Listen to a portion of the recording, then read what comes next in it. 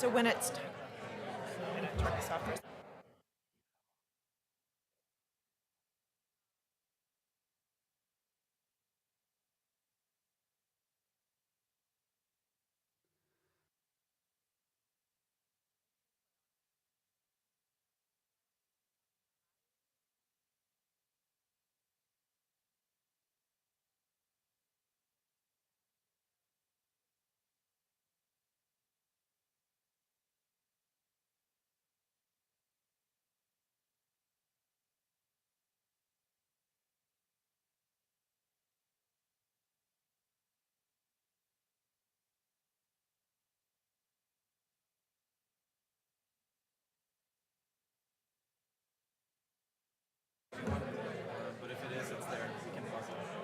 You can pause it back there, or you can pause it here.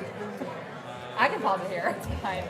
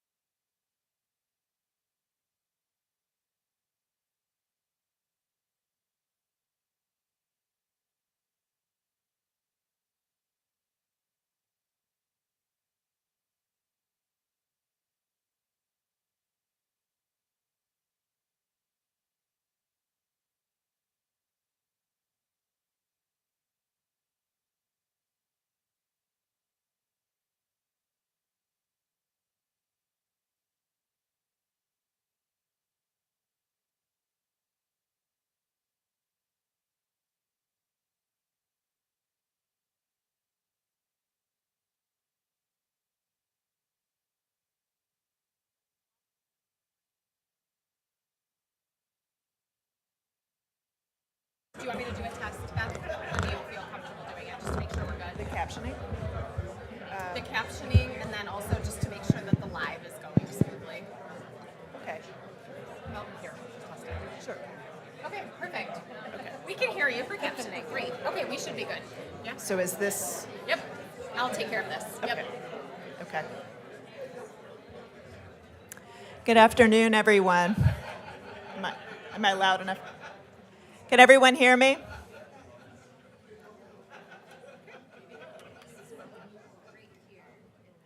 Good afternoon, friends. I want to welcome all of you here. It really is very heartwarming how many of you were able to be here in person today, given the kind of wintry weather we had. And I also want to welcome all of you who are joining online.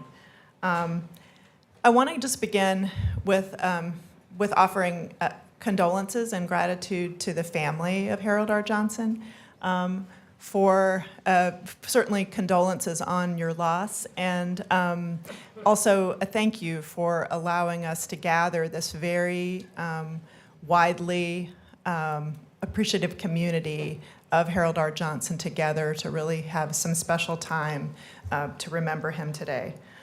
I'm Beth Angel. I'm Dean of the University of Michigan School of Social Work. And it's often said when you go into a position like this that we stand on the shoulders of those who came before us. And I feel that so deeply today as we gather to honor the life and the legacy of someone who shaped this institution, this school, in extraordinary ways, Dean Emeritus Harold R. Johnson. Harold was a pioneer in every sense of the word, not only in social work, but also at the university level. He was the first African-American dean at the University of Michigan, and before that, the first African-American to serve as the chair of the university's faculty senate.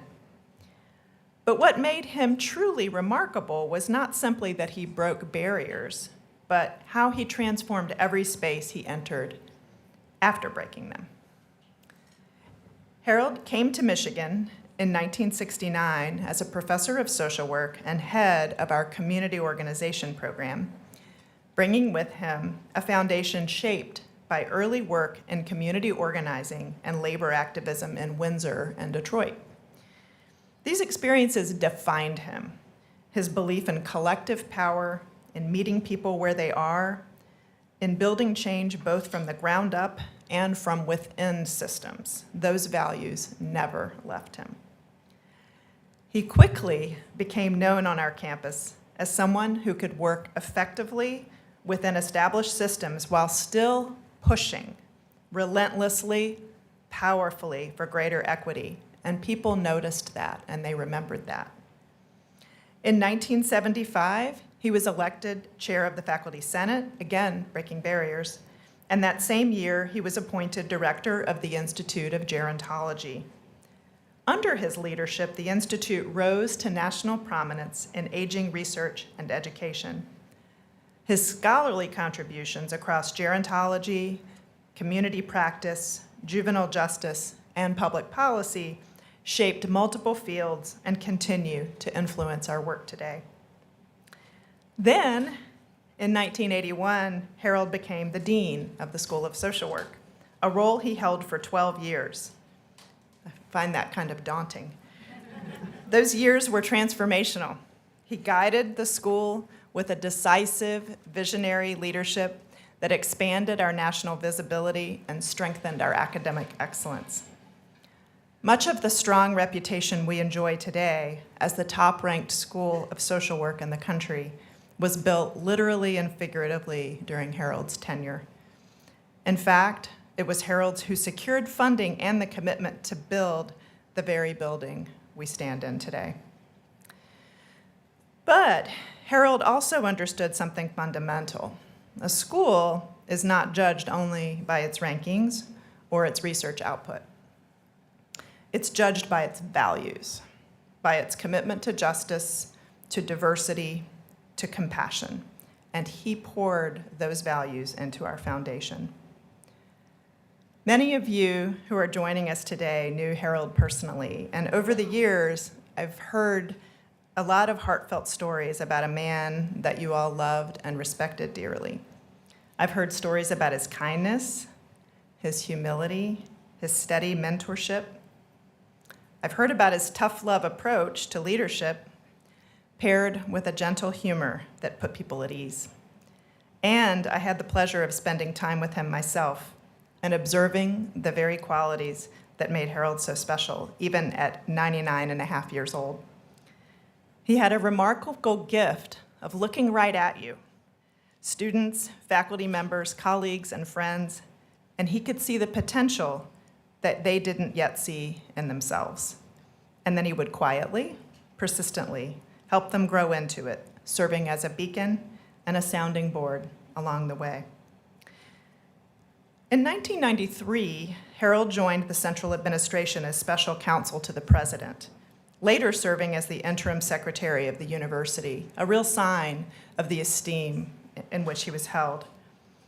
He retired in 1995 as Dean Emeritus and Professor Emeritus, but of course, his impact didn't retire with him. His legacy is woven into the fabric of Michigan. Here at the school, the Harold R. Johnson Professorship in Social Work continues to honor his leadership through the two scholars who hold it, including Professor Robert Joseph Taylor and Professor Trina Shanks. Across the university, the Harold R. Johnson Diversity Service Awards, established in 1996, recognize those whose service reflects his lifelong commitment to equity and inclusion. Harold once said that the work of social justice is never finished, that each generation must take up the call to build a more compassionate and equitable world.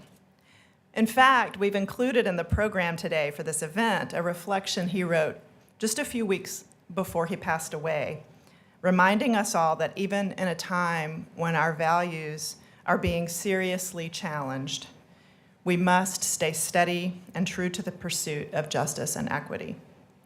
Today, as we celebrate him, we also recommit ourselves to that unfinished work, to continue building the path he helped lay, to lead with integrity, courage, and care. On behalf of the School of Social Work, I want to express our deepest appreciation for Harold's extraordinary contributions and for the example he leaves us. His legacy lives on in the school he helped shape, in the colleagues and students he mentored, and in the communities and policies transformed by his leadership. May we honor him not only with our words today, but with our work tomorrow. Can we please have a moment of silence now in remembrance of our dear friend, Harold R. Johnson?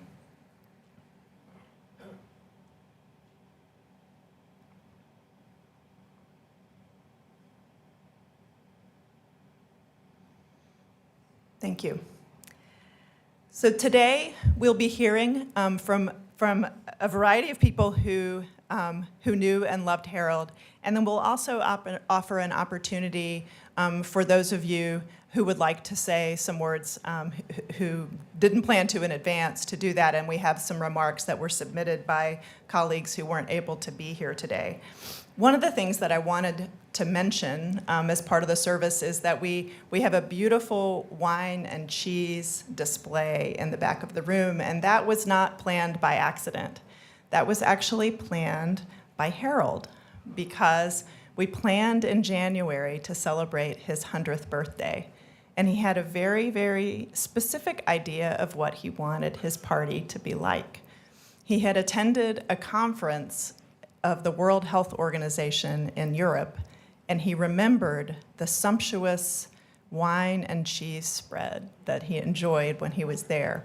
And that's what he wanted for his birthday. And so we felt it would be entirely fitting for us to come together today to remember him, to talk about who he was and what he stood for and what impact he had on our lives, and to enjoy some wine and cheese. So I want to invite you today to listen, to remember, to celebrate his life with a glass of wine and some cheese, if you feel so moved, and to kind of move us into those remembrances. I want to next introduce a video that was submitted by Harold's grandson, Marshall Johnson, who will share remarks on behalf of the Johnson family. I'm actually going to help you out with this. Oh, because we were thank you. having some tech issues. Okay. Is it going to work? Are you going to pop it out, or is it going to? Do you know how to pop it out, Madison? I don't think it's going to pop out. Okay, no worries. We'll just play it in the slide. Okay, great. Hi everyone, my name's Marshall. I'm Harold's grandson, and this is Eris Harold Yeah, we're- Ray. Harold. Here we go. Cool. All right, we're going to try this again.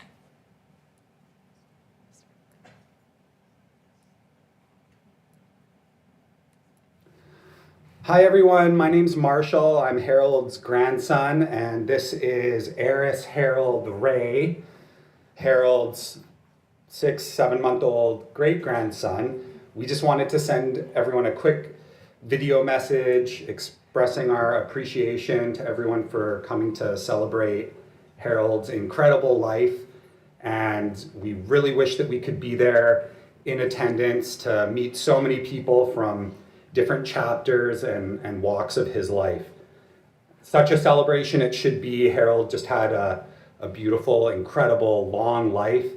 We were so blessed to have him as a grandpa and great-grandpa. We knew that this fall, as soon as Eris was old enough to travel, that it was kind of just the #1 priority to go visit And we really had some divine timing on our side. We were with Harold the beginning of October. Eris and him got to have a couple nice hangouts, and we were there exactly when he passed away and went on his next journey. So we were, just so fortunate, and it was really just beautiful timing that we were able to be there with him, and that Eris and he were able to meet. But yeah, we're up here in Whitehorse in the Yukon Territory next to Alaska, and just wish we could be in attendance with everyone there, and hope that everyone's having an incredible celebration and sharing lots of beautiful memories with Harold. He was able to be surrounded by family and friends, and was in his own apartment, in his own bed. He got just exactly the passing that he knew he wanted and deserved. So we can all kind of celebrate in the beautiful fact that his wishes were his reality. So hope everyone enjoys the rest of the celebrations. Again, on behalf of the family, thanks so much to the school for organizing everything, and for everyone who took time out of their busy lives to come and celebrate Harold's. Bye. That was Hi, really everyone. lovely.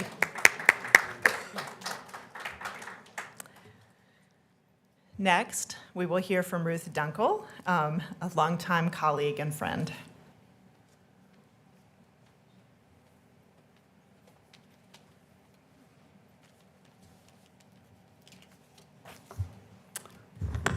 Can you hear me?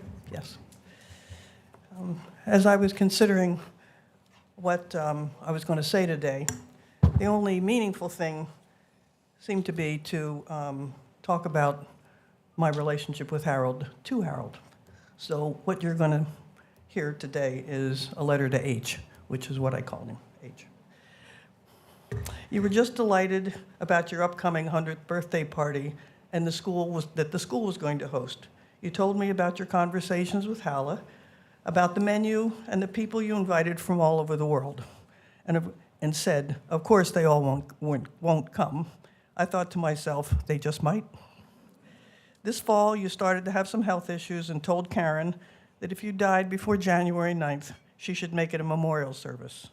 I told you that if you weren't there, I wasn't coming, and you laughed. But here I am at that party without you, talking about you in the past tense. We've known each other for over 40 years. In 1986, I was working at Case Western Reserve and had just been promoted with tenure.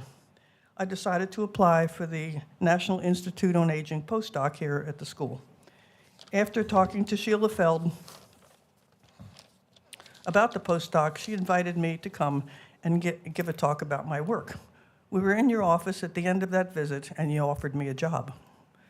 I didn't want a job, as I was very happy at Case and only wanted the postdoc. But turning down a University of Michigan job was something to reconsider, and I told you that maybe we could talk about it the following year. You said the offer was for now and not next year. That was the first moment that I began to understand how you did business. You had goals and a determined manner to reach them, less negotiating than I would have thought. I decided to take the job, and I moved to Ann Arbor that summer. The following year, you came to my office and asked if I had any administrative experience. When I assured you that I did, you asked me to be the associate dean.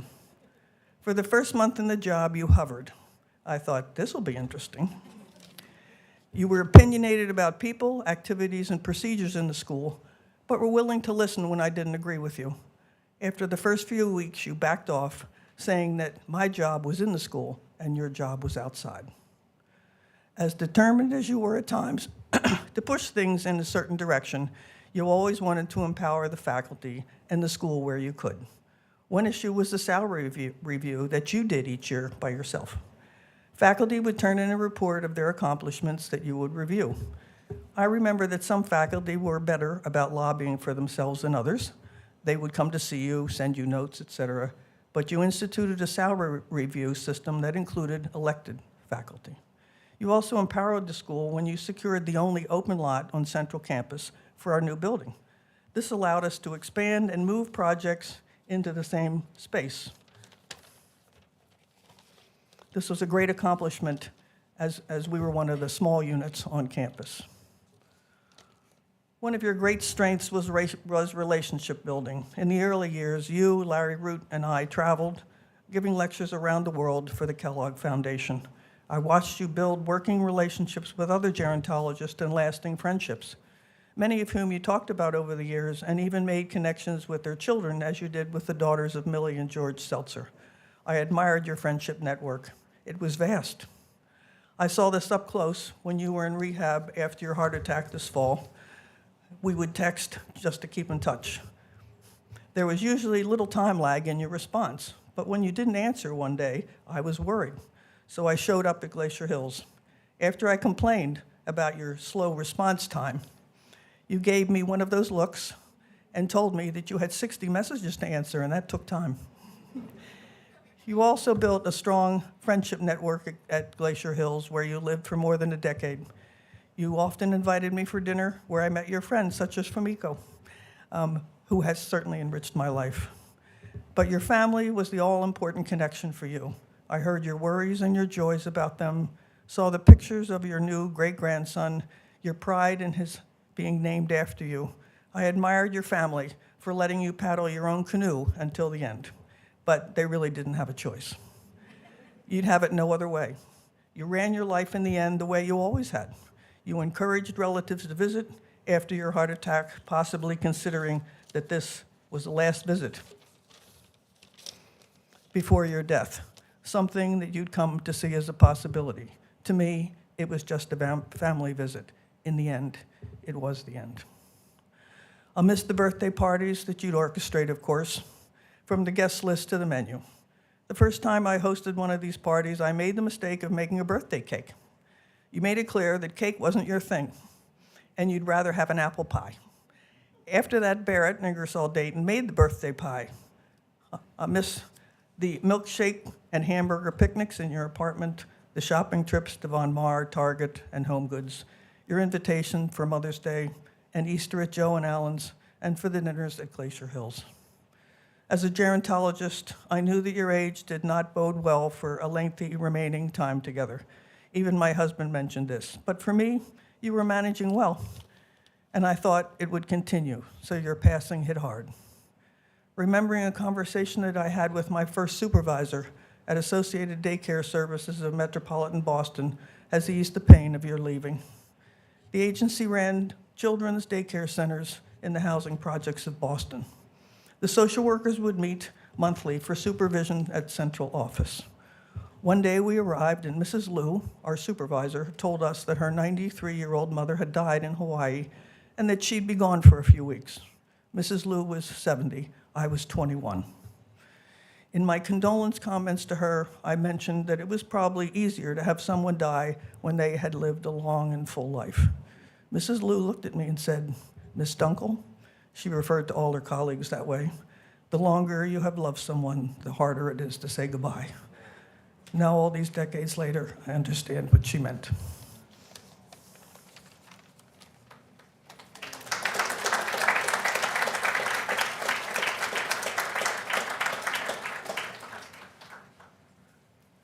Thank you, Ruth, for those lovely remarks. And next, we will hear from Larry Root, another longtime and beloved colleague.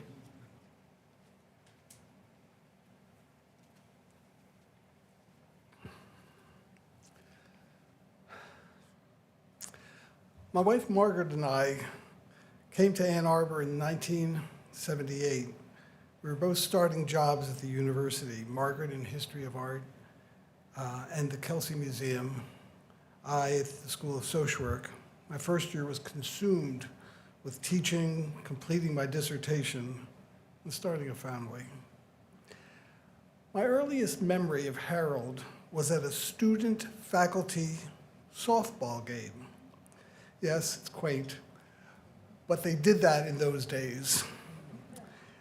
I saw this big guy get up to the plate and slam a home run way out, pretty impressive as he rounded the bases. In retrospect, it was a prescient view of the way he would impact my career. After completing my dissertation, I was considering what to do next, and John Trotman suggested I talk to Harold, who was then the director of the Institute of Gerontology. We talked about labor issues, we talked about his experiences both at the university and in public policies. A few weeks later, he invited me to do a background paper for a conference they were having on older workers. I jumped at the chance, and it started me down a path that I continued on for a number of years. Although work was central to our relationship, Harold and his family became an important part of our personal lives. He and his wife Marion were always gracious hosts in their home. Their daughter Karen babysat for us. Their son Alan and I painted our whole house before we moved in.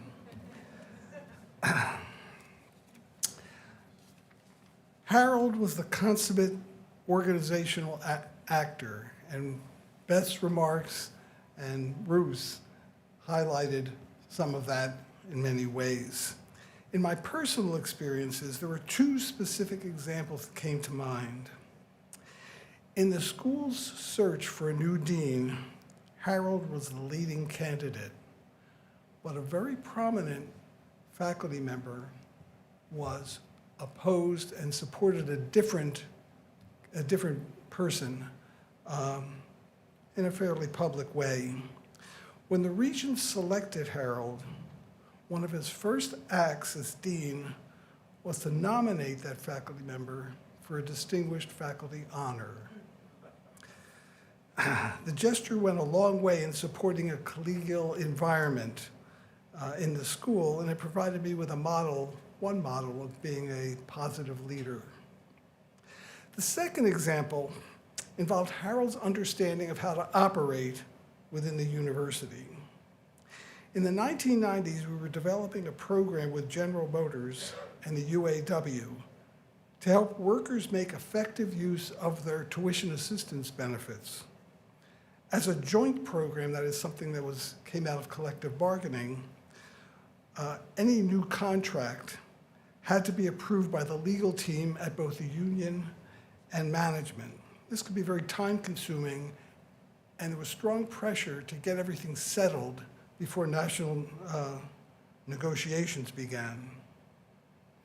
To facilitate the approval process, we were given a copy of a recent UAW-GM contract as a model to follow.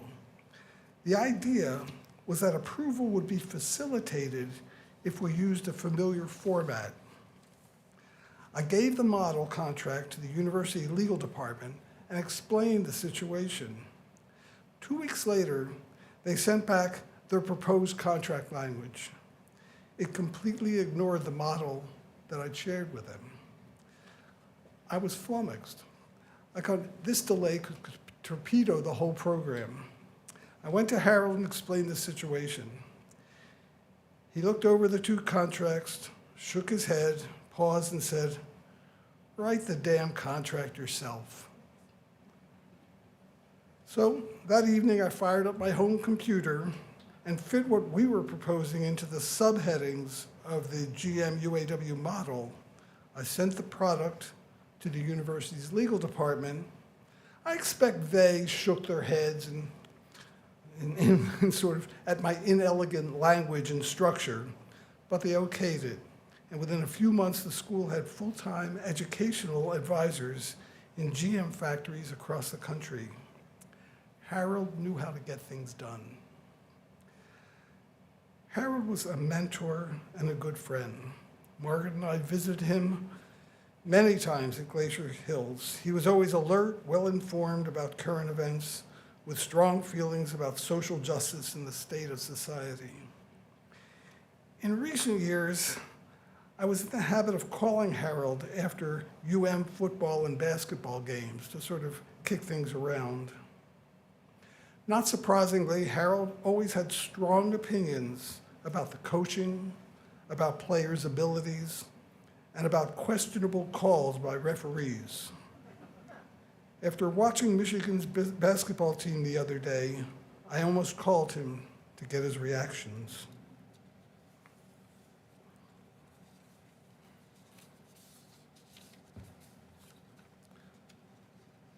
There's another page.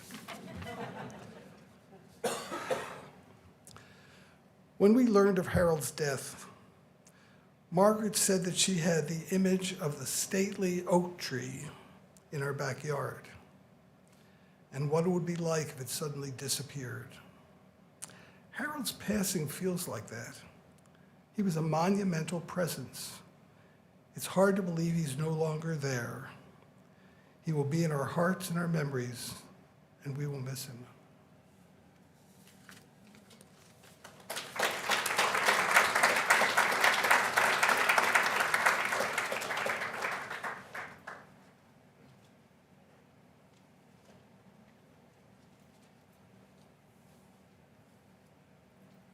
And now we'll begin with our open remarks, and I believe that our first, Hala Jomajuni is actually going to facilitate the nomination of people for remarks who've indicated that. Hala had a very special relationship with Harold, and it was to Hala that Harold had described what he wanted the look and feel of his birthday party to be like. And so I know it was a bittersweet planning to put together after him having shared that with her. And so Hala, thank you for coming up and moderating our remarks.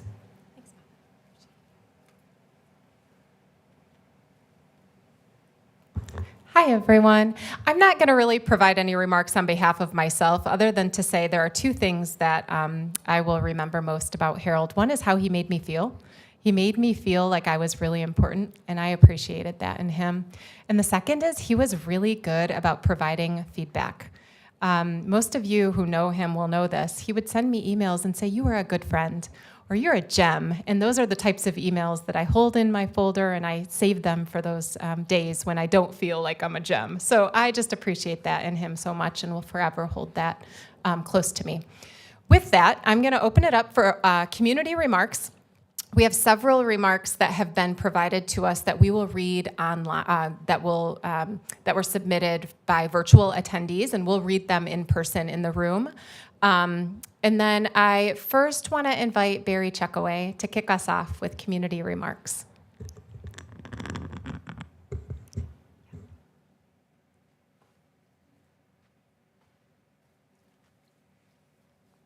Hello, everybody. I'm Barry Checkaway, and I'm an emeritus faculty member along with Larry and with Ruth.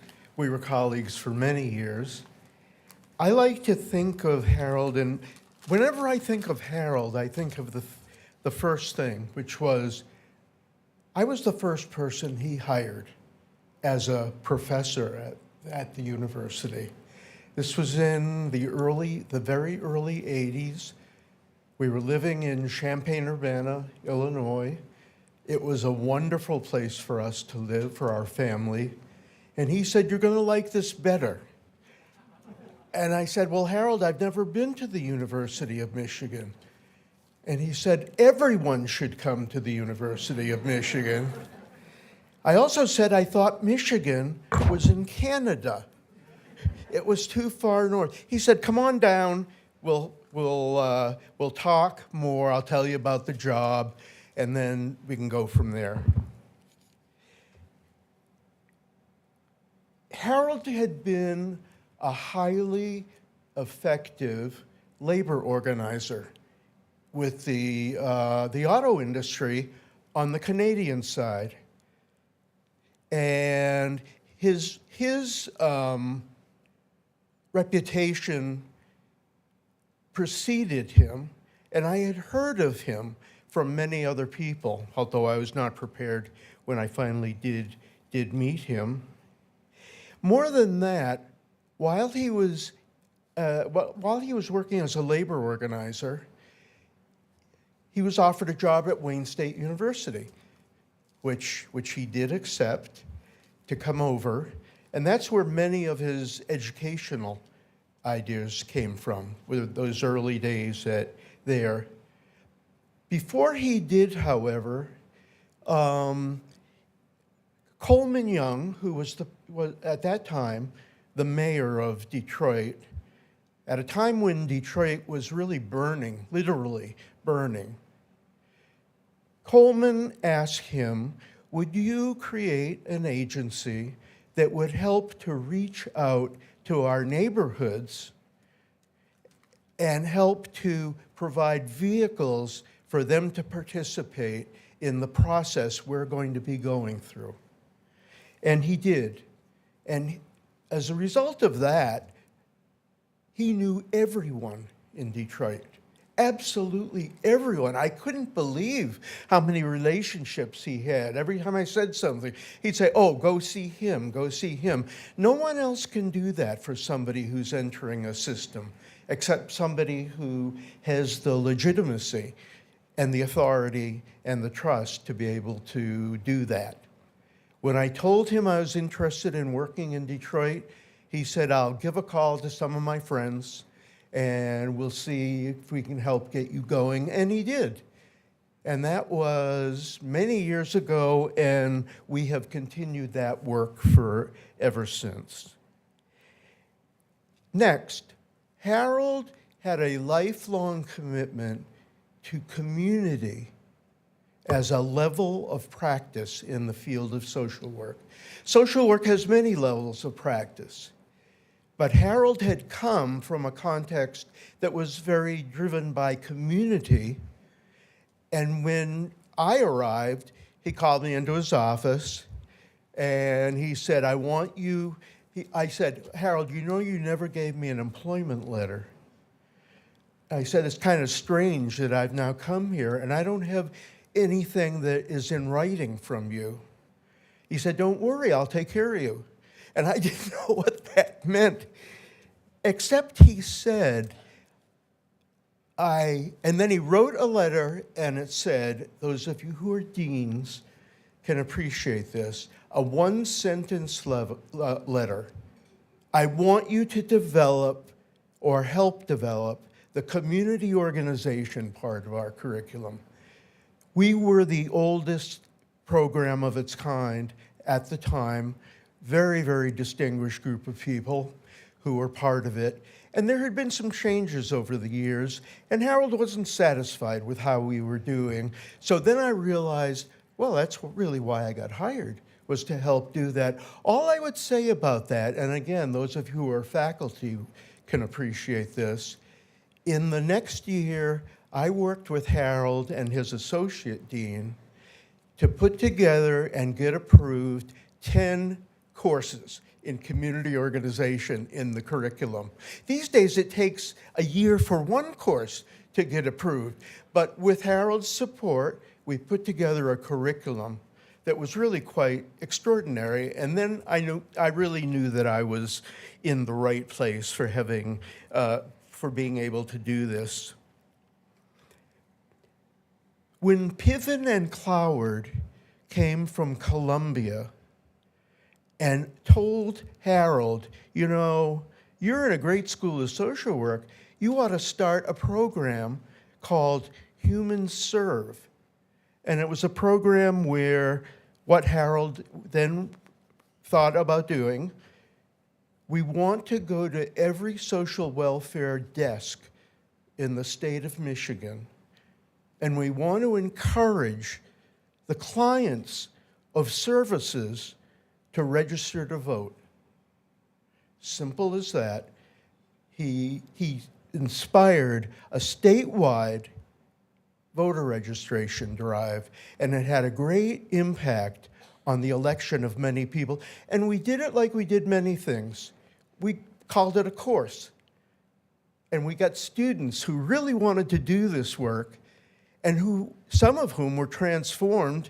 One of them is now an elected official herself, and that's really because of Harold. When Harold called me into the office, I said, uh-oh, he must want something.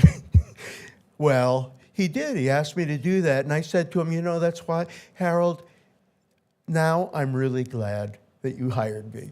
Because having a dean ask me to, as a new faculty member, to do that was just really quite significant for me.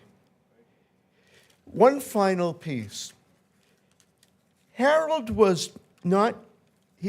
had a lot of ideas. And when one of them rose to the top of his mind, he would try to make it happen. He was a person who had thoughts with a great commitment to social justice and the field of social work. But he also, when he went from one project to another, like many people in the academy do, he always left something behind that was institutional. Here, and also, and it's already been mentioned, we are sitting in one of those places right now. Some of us remember, maybe you do, the Frieze building, which was that. We were in the bottom floor of the first floor of the Frieze building, and then up above. It was a horrendous place to work. And when students at Pioneer High School tried to save it, we thought, well, they've never been in this building. It was really a terrible building for us to be. He knew that he wanted to have a place, a home, where social work could thrive. He figured out how to get this very special piece of land on a campus where people are competing hard for pieces of land, but he got it. He's the one who helped to find the person to help the architects. He's the one who facilitated the faculty one day getting up and walking over here. And that really is an example of Harold as a doer who left institutions. It's just one of many. I can't believe after all these years that I am in Ann Arbor and Harold is not here. I guess I haven't accepted it yet. Maybe I never will. I was deeply affected by Harold in my own career, and I will never forget him really as long as I live. Thank you.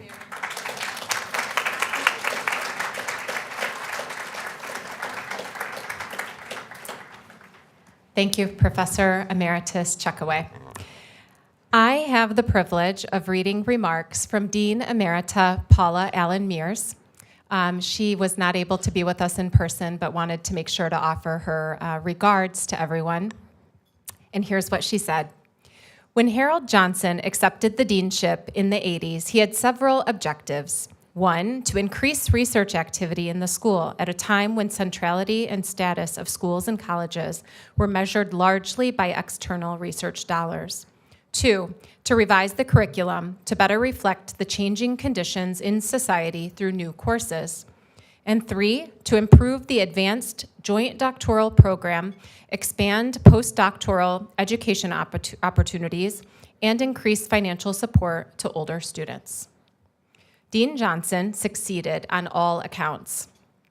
He created an associate dean for research position.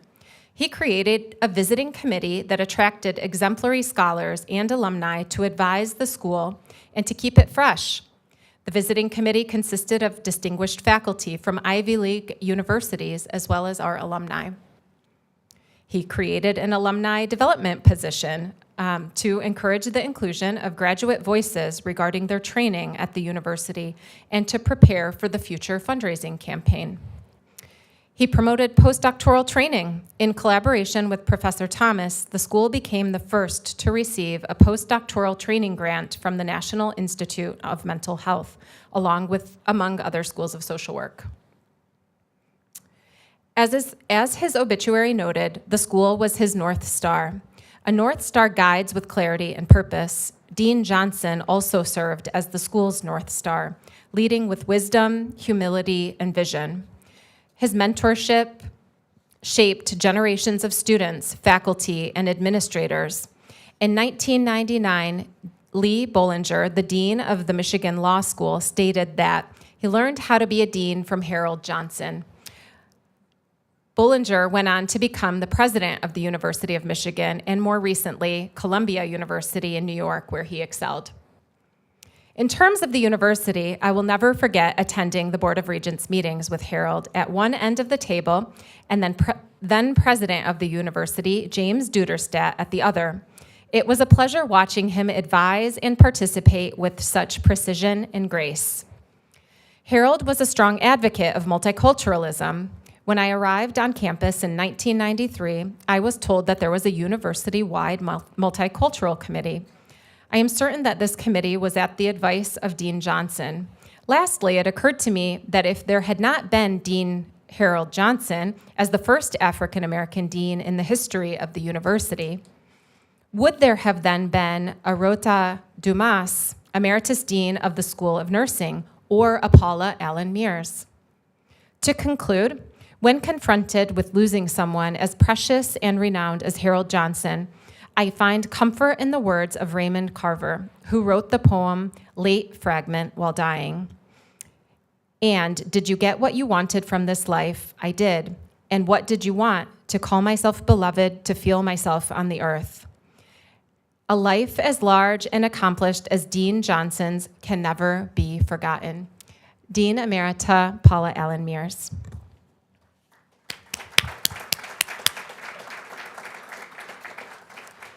I'd like to invite Professor Trina Shanks, who is the Harold R. Johnson Professor of Social Work, to read remarks on behalf of Dean Emerita Lynn Videcka.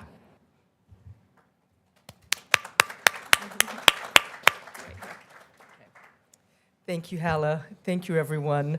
I'm going to read these remarks on behalf of Dean Emerita Lynn Videcka. I would like to add a few words in memory of Harold. I had the opportunity to meet with Harold in person and by phone throughout my term as dean. Harold was always gracious with his time and ideas and positive about new ideas and directions for the school. He knew how to walk that fine line as an advisor, sharing his own vast knowledge of leadership and history of the school and the university in a way that informed my work, while at the same time encouraging new ideas. It was a special honor for the school that Harold Johnson, his remarkable leadership at U of M, was proudly recognized during the year-long University of Michigan Bicentennial Celebration in 2017. Harold was among the prominent leaders recognized with the centennial plaque on the diag.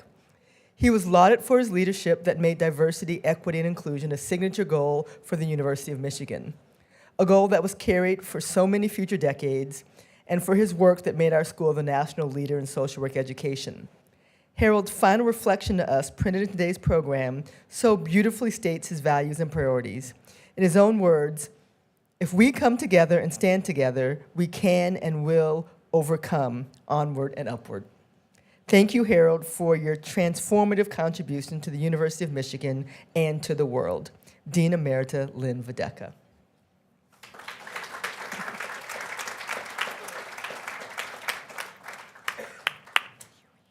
Will you read? Maybe? I'm going to put my wonderful friend on the spot, Professor Rogerio Pinto, and ask him to read remarks on behalf of someone for me.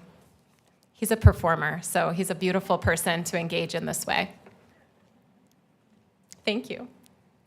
Will you read remarks on behalf of Thomas Moorhead, please? Yes, I had to find my glasses very quickly. Hello, everyone. I'm Rogerio Pinto, and now reading remarks for Thomas Moorhead, 1971. Harold changed my life in so many ways. He saw in me things that I didn't see in myself. As a result, his vision set me on a path for lifelong learning, to being willing to stretch my wings and experience new opportunities, which led me to enjoy whatever success I have enjoyed to date. I will forever be indebted to him for his faith in me, his vision for me and for others, his commitment to excellence, and his commitment to identifying and bringing others along that may not have been the traditional student. His legacy is indelibly etched on the hearts and minds of so many students. He had an extraordinary gift, and it has benefited me and so many others like me. May he rest in eternal peace, Thomas Moorhead. I just want to say, now that you put me on the spot, I could be reading this from myself in so many ways, and I think so many of us could do that from our own voices. And so I say ditto. And thanks, Harold, for his wonderful life and the opportunity to have done things, particularly around diversity, equity, and inclusion. And so many of us, including myself, have much to thank him for an award that we have for service in diversity, equity, and inclusion, which I think is so much of his legacy of not only done that, but inspiring others to do so and acknowledging so many of us to do so. So to that, I thank him and his family, of course. Thank you.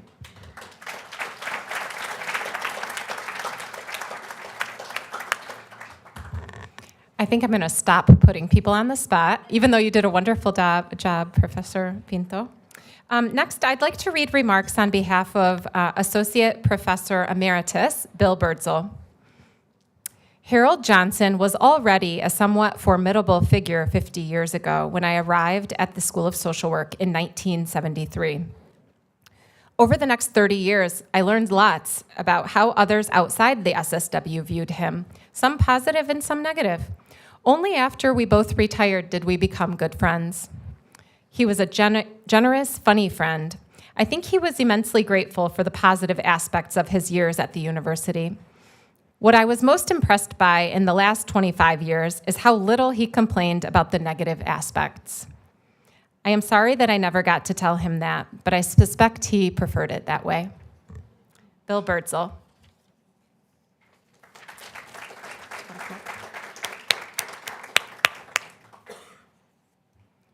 We just have two more comments that we're going to read, and I'm going to invite my colleague, Madison Marilis, who actually planned this event behind the scenes, to come up and read on behalf of Ann Alvarez. All right, I'm going to read on behalf of Ann Alvarez. In the summer of 1976, I was an intern at the Institute of Gerontology under the direct supervision of Harold R. Johnson as part of my MSW program.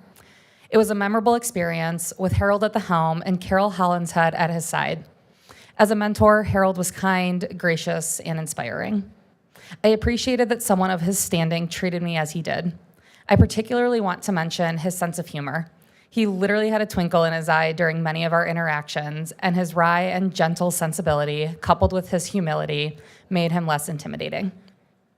My awareness of Harold's contributions deepened when I later worked as a faculty member at Wayne State University, where he had earned his graduate degree in social work, and did community work in Detroit, where he had been strongly involved in social service and social action.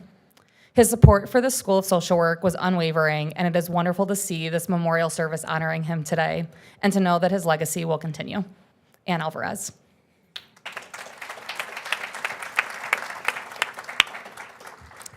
I have one more pre-submitted comment, but before I move on to that, I want to see if anybody in the room would like to make any remarks. No pressure, obviously. Anybody in the room? Please come on forward. I'm going to ask you to introduce yourself because I don't know you. Hi, my name is Lester Montz. I'm a professor emeritus of music, but I served 21 years in the provost office, leaving as the senior vice provost. I've had a long relationship with the Johnson family. Harold was chair of the search committee when I was hired here, so I owe that to him. Now, that was a difficult decision because I moved my family from Santa Barbara, California to Ann Arbor, Michigan. And when my wife and I arrived for my interview, the weather was like this. And we had very second thoughts about whether we wanted to leave sunny Santa Barbara. But Harold convinced me that the vice provost position and my role as a professor of music was one that could really move my career forward. And my wife and I knew that the schools here in Ann Arbor were much better than they were in Santa Barbara, so we did move. I've also had connections with other members in the Johnson family. I served on Karen's dissertation committee when she was completing her PhD in the School of Education. Alan, her brother, was a real estate agent when we moved here, and Alan succeeded in selling us 2 houses. So thank you, Alan. And I also established the Harold Johnson Diversity Service Award in 1995, and I want to speak on behalf of all of those faculty members and professional staff members who were the recipients of that award, and I see some of them actually here tonight. They represent all that Harold stood for with regard to diversity and multiculturalism. And as I look around the campus and beyond, because so many of those individuals have taken on leadership roles at other universities, but many have remained here and taken on leadership roles here at the University of Michigan.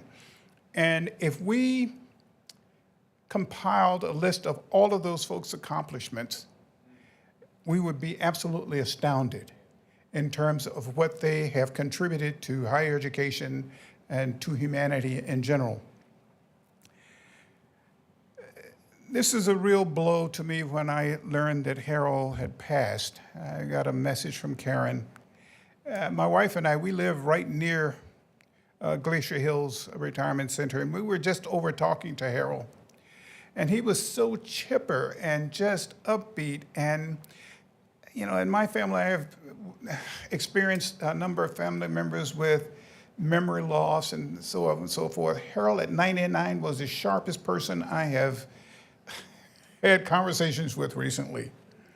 And as I look back at my 21 years or almost 30 years here at the University of Michigan, I'm now retired, please. I don't know if I could have done it without Harold.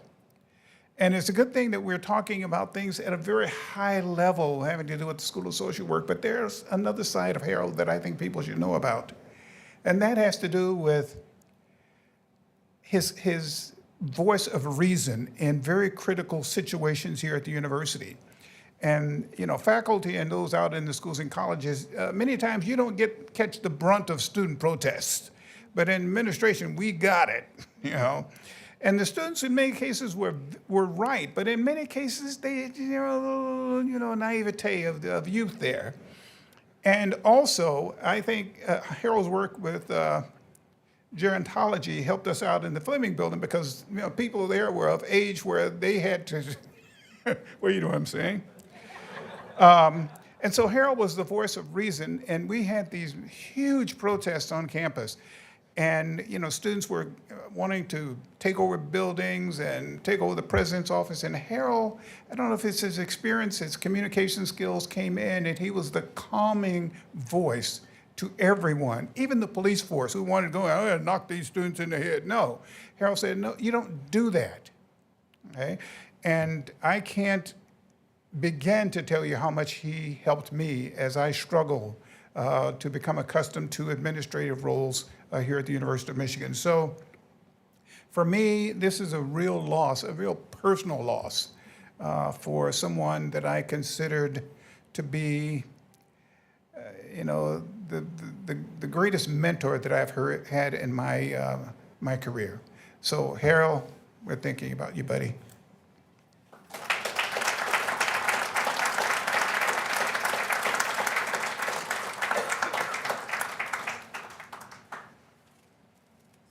Good evening. My name is Robert Johnson. I'm the oldest of the Johnson clan, and my dad, I know this is a different situation for me. I know my dad, as dad, so I'm coming from that perspective. But I wanted to thank the University of Michigan, the School of Social Work, all the wonderful people who have worked to put this on. We're just grateful for this. Also, grateful for the diversity work that's been done at the university in my dad's name. Lester just highlighted that wonderfully, that the Johnson Diversity Service Awards are important. Diversity, equity, inclusion was an important part of my dad's life and part of his legacy and his work here at the university. So we're grateful for the people who have done that work.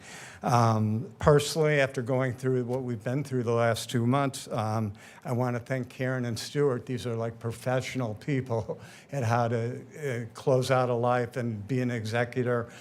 Karen's like a professional executor of taking care of all medical responsibility, taking care of legal stuff, and has just been unbelievable in support of our family. And Stuart has been right there with them. I want to thank Al and Joe. Al and Joe have been just incredible through this. Been very supportive, and you know, I love my family. I love my brother and my sister, and I want to express that openly and publicly today. I also love my kids. Marshall, you heard from. He's a social worker. I have an MSW, and my dad had an MSW. All three of us are connected in that way. My daughter Mackenzie is here today, and we're grateful for that she was here at the end of Dad's life, and the support and the courage that she's shown through this. And we're grateful that she's here, that she's part of our family, and Marshall and Mackenzie are important parts of our family. I wanted to share a couple of quick memories. I had my dad, and this was like in the early 70s when we moved from Detroit, and I was playing in the Ann Arbor Amateur Hockey Association. My dad would wake up at 5, 6 in the morning, weather like this or worse, 0 degrees. I remember steam rising off the ice to take a kid who could hardly skate to play hockey in this Ann Arbor Amateur Hockey Association. He was dedicated as a father, and as just one snippet of an example of how he was there for me and there for us, and spread the legacy of hockey through our family in that way too. My brother's been playing hockey for years now. So, you know, I have that memory of him. I have memories of going to Windsor from Detroit and Ann Arbor and visiting both sides of our family, one side African-American or African-Canadian and one side Caucasian.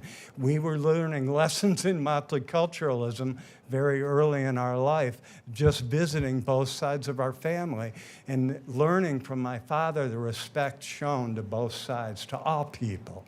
And that's why he was so effective, is he was just shown respect to all people and trust all people and cared about all people. So there was other memories of like being around the dinner table in Ann Arbor and Detroit and looking up to my brother and sister and going, who are all these people? And you've heard tonight, you know, about how you would invite different people from the faculty and from the schools to dinner, and we'd be sitting there and we'd be wondering who all these people were, learning who all our friends were and the beautiful people that we've had in our life. We've been so lucky. And lastly, I want to say, you know, from those personal memories, I want to say that my dad intrinsically believed in research as a way of gaining new knowledge, of teaching as a way of spreading that knowledge, and of more importantly, my career has been in a career of service, of spreading that knowledge through students and through faculty and through the community at large. So really believed in research, believed in teaching, and inherently believed in service, and I've been lucky to have a career in social work that's lasted 25 or 30 years serving diverse communities all over North America. Thanks for letting me speak.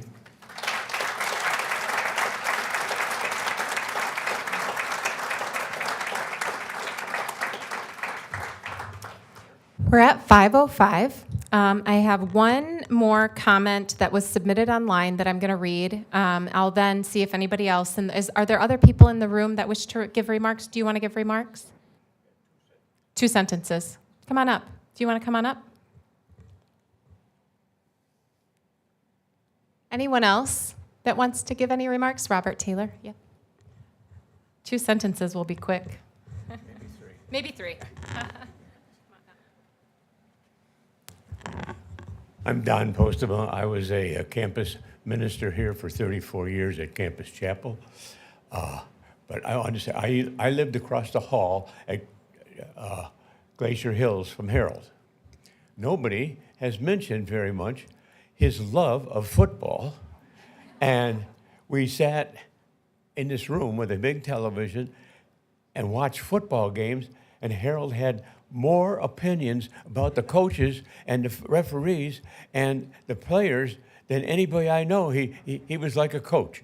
So just remember, Harold was a wonderful U of M sports figure and supporter. While you're up there, we just had a change to our University of Michigan head coach.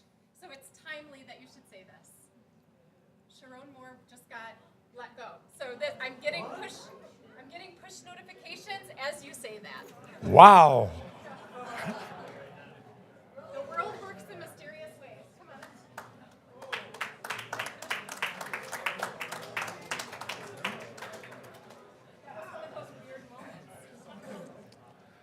Well, sort of difficult to follow that.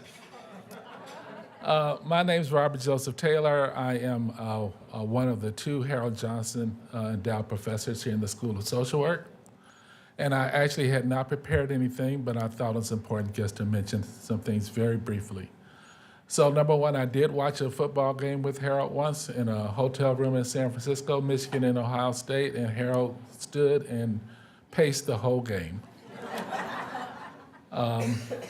Number two, and the most important thing I want to say is during the pandemic, a group of friends and I realized that even though we knew each other really well, in many ways we really did know each other. We didn't know how we were raised, single families, single mothers, our history, things that made that up.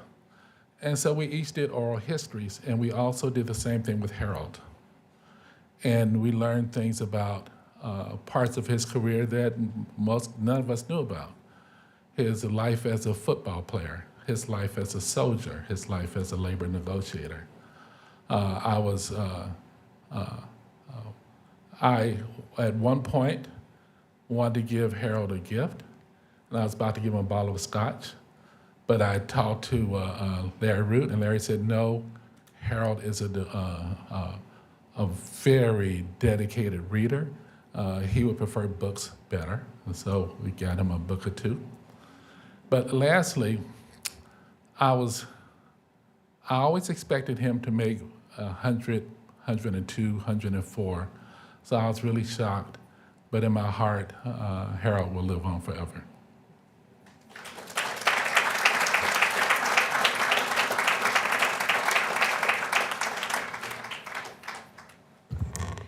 I'm going to read this last submission, and then if anyone has any comments that you want to make after I finish this, please just raise your hand and let me know. Otherwise, we'll close out after with some remarks by the dean.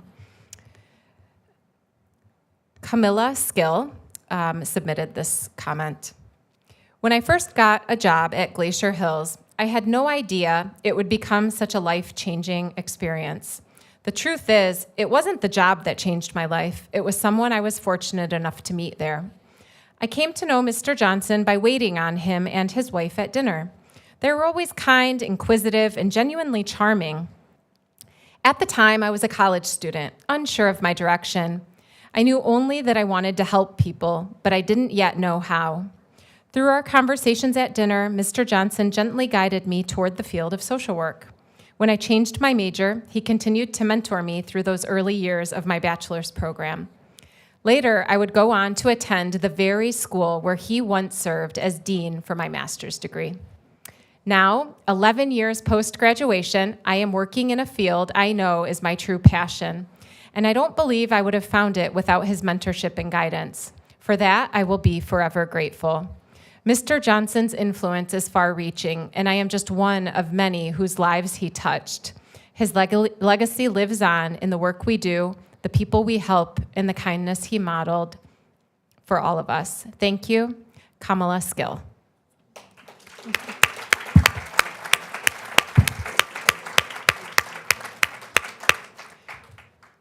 Before I invite the dean up to close out our program, are there any other public remarks that anyone would like to make? Thank you, everyone, for your participation. I'll close it over, hand it back to the dean.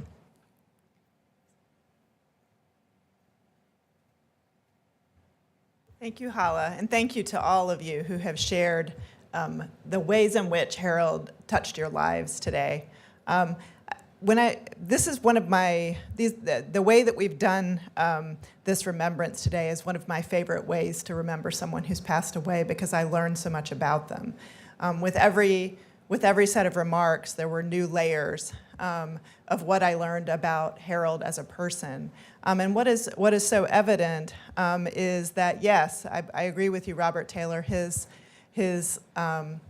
he lives on in the way that he touched people. And what has been described today was the artfulness with which he was able to touch people and to influence them, to shape them, to mentor them, whether he did that as a father, a grandfather, a great-grandfather, a friend, a boss, who just told you were going to work here without an offer letter, a boss, a colleague, a leader on our campus.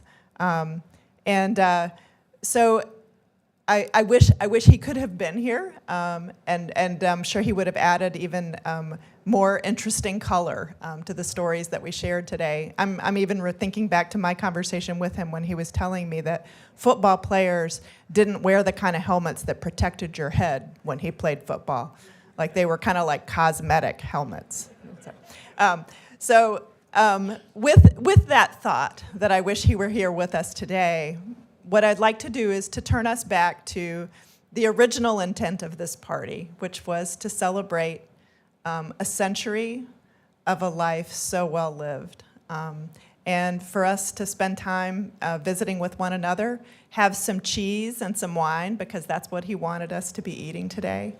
And again, such sympathy and love to the family for this incredible loss. Thank you all for being here today.